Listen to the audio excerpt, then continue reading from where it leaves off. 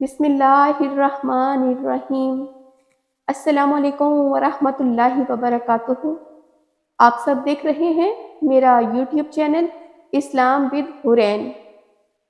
آج ہم بات کریں گے کہ کوئی بھی صورتحال ہو، کیسا بھی وقت ہو، کوئی بھی لمحہ ہو، دعا کا دامن نہ چھوڑیں۔ ہمارے پیارے اللہ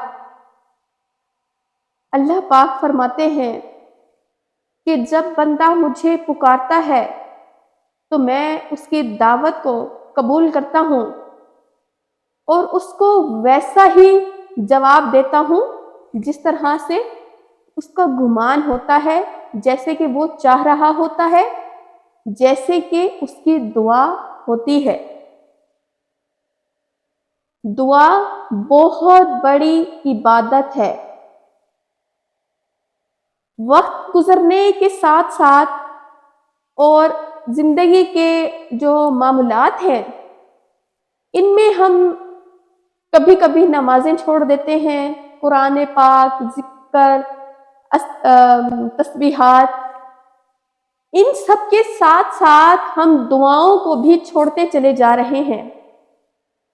جو دعاؤں کا دامن ہے، جو دعا ہے، بہت بڑی عبادت، ہم اس کو بھی چھوڑتے چلے جا رہے ہیں۔ ہمیں وقت کے ساتھ ساتھ شارٹ کٹ طریقے پسند آنے لگے ہیں۔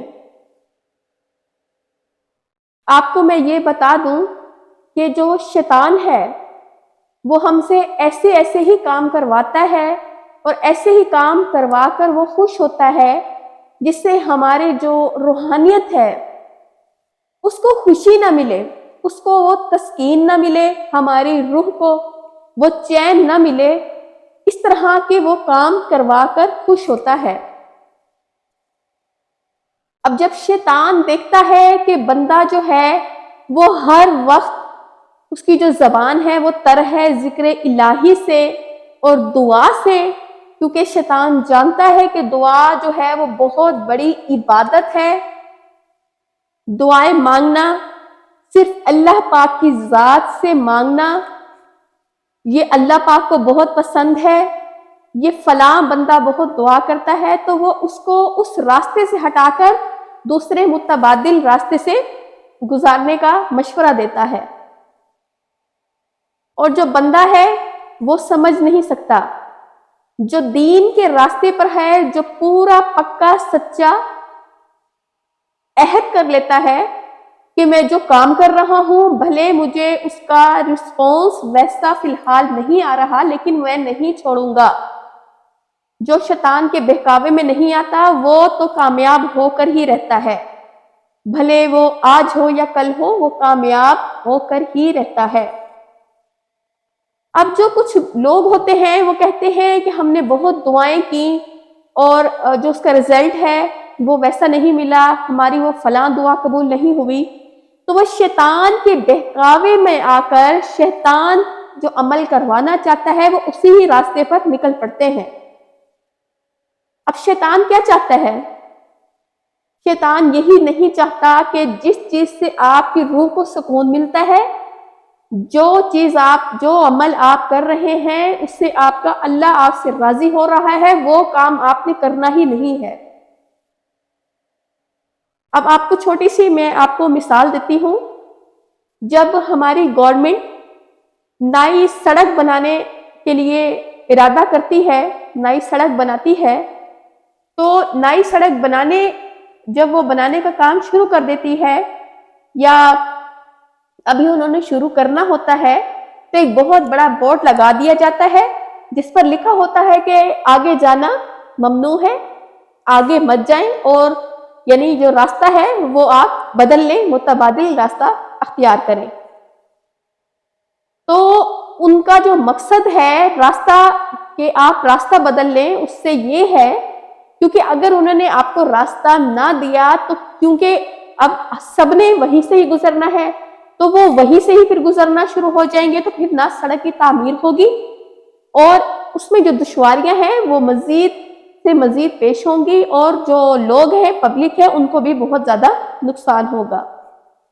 تو وہ کیا کرتی ہے کہ وہ دوسری طرف جو ہے مشورہ دے دیتی ہے، اور جو ہے ان کا راستہ اختیار ہو اور وہ اپنے جو جائز جگہ پہ جہاں بھی جانا چاہتے ہیں وہاں پر جا سکیں۔ تو اسی طرح سے شیطان کرتا ہے، وہ دعاؤں سے ہٹا کر ہمیں وظائف کی طرف لگا دیتا ہے۔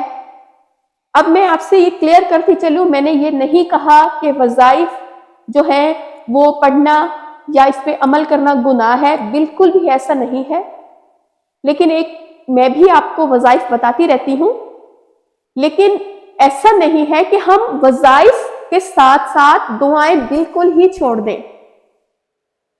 اب آپ وظائف کرتے ہیں، اس کا مقصد یہ نہیں ہے کہ آپ بالکل ہی دعائیں چھوڑ دیں، کہ جو ہم اللہ سے مانگ رہے ہیں ہم چاہتے ہیں کہ شارٹ کٹ طریقہ ہو اور وہ جادو سے حل ہو جائے۔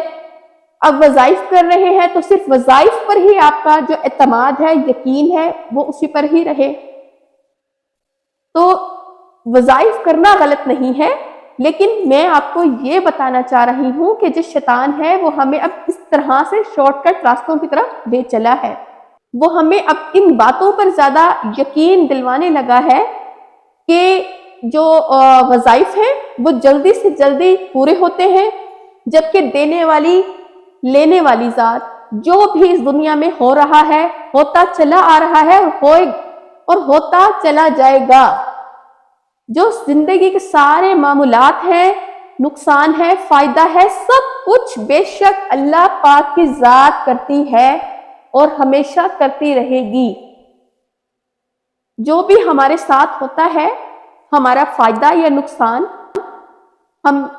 وہ اللہ پاک کی ذات کرتی ہے۔ تو جو وظائف ہیں، جو وظیفے ہیں، میں بالکل بھی یہ نہیں کہتی کہ وہ حرام ہیں، لیکن وہ جو روحانیت ہے، وہ جو احساس ہے، وہ جو تڑپ ہے، وہ پھر نہیں رہتی، کیونکہ ہم دعاؤں سے پھر ہٹتے چلے جاتے ہیں۔ ایک چیز اگر ہمیں چاہیے تو ہم وہ سارا دن، اور جب تک وہ چیز ہمیں نہیں ملتی، وہ دعا ہماری قبول نہیں ہوتی، اگر ہم دعا ہی کرتے رہیں تو کتنی بڑی عبادت ہے، کتنا زیادہ تعلق جو ہے ہمارا اللہ سے مضبوط ہوگا۔ تو آگے رمضان شریف ہے، رمضان شریف میں برکتوں کا مہینہ ہے، چھم چھم رحمتیں اور برکتیں برستی ہیں اس مہینے میں۔ دعاؤں کا دامن بالکل بھی نہ چھوڑیں۔ اللہ پاک سے گڑ گڑا کر آپ نے دعا مانگنی ہے، اور اس یقین کے ساتھ کہ اللہ پاک آپ کو ضرور عطا کریں گے۔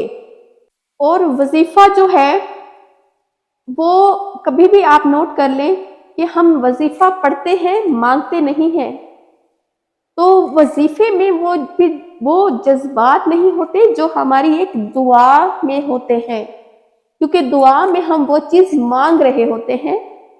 تو جو مانگنے کا سلسلہ ہے یہ نہ رکے۔ تو وظیفے کرنا کوئی گناہ نہیں ہے، حرام نہیں ہے، لیکن وظیفے کے ساتھ ساتھ دعا کو بالکل ہی ختم کر دینا کہ دعا جو ہے ہم اس طریقے سے کر لیں کہ ہم وظیفہ کر رہے ہیں تو ہمیں اسی طریقے سے ہی جو ہے ہماری دعا بھی ہو گئی اور وظیفہ بھی ہو گیا، تو ایسا نہیں ہے۔ دعا ایک بہت بڑی، ایک بہت عظیم عبادت ہے، تو اس کو آپ نے نہیں چھوڑنا۔ حضرت یونس علیہ السلام اپنی قوم کو اللہ پاک کی اجازت کے بغیر چھوڑ کر چلے گئے۔